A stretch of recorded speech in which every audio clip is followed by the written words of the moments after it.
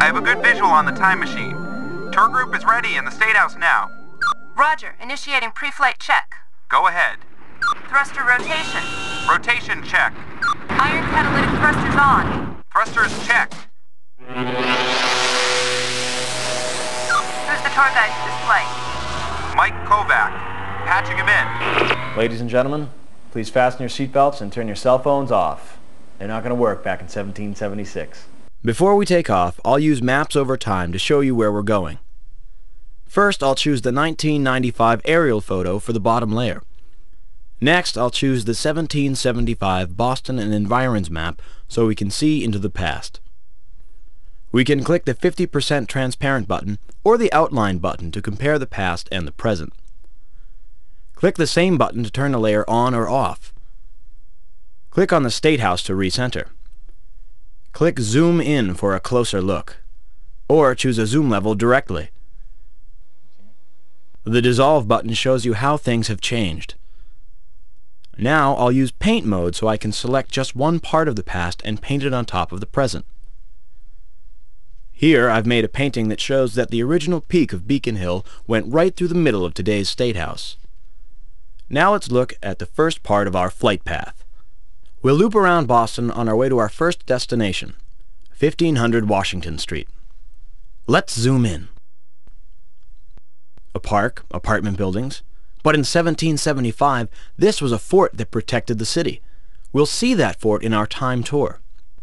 I'll paint on the edges of the 1775 map, and you can see just how much the city has changed. The Back Bay has been completely filled in. Much of South Boston is reclaimed land. We'll take off and look at Boston as it is today. Throughout this tour, we'll be comparing the present and the past. There's Washington Street as it is today. But back in 1775, this was Boston Neck, a narrow sliver of land that high tides could put entirely underwater. You can see how the settlers built up a hill and a fort to protect the peninsula. We'll go high over Roxbury. You may have heard that most of Boston is reclaimed land, so let's go back to 1775 and see. Wow, that's a pretty huge difference. Let's travel around and look at the changes. Watch this. I'll bring up the Prudential and the Hancock Towers so you can see where they would have been in those days. Now we see the State House on Beacon Hill. In 1825, the hill behind the State House was taken down to make way for a huge addition. Let's head downtown. The early settlers built a mill pond to harness the tides and power a mill. Later, the city needed land and the pond was filled in. Charles Bulfinch laid out the famous Bulfinch Triangle. The triangle was cut off when the central artery was built in the early 1950s. When the Big Dig is completed in 2006, the triangle will be repaired. Hanover Street in the north end follows the same path today as it did in 1775. Here's Long Wharf as it looks today. Long Wharf used to be much longer since the water used to go all the way back to where City Hall is today. Here's the original State House. Back on July 18, 1776, the Declaration of Independence was read for the very first time to the citizens of Boston. Now, let's head to Dorchester Heights, where rebel cannons forced the British to evacuate Boston on March 17, 1776.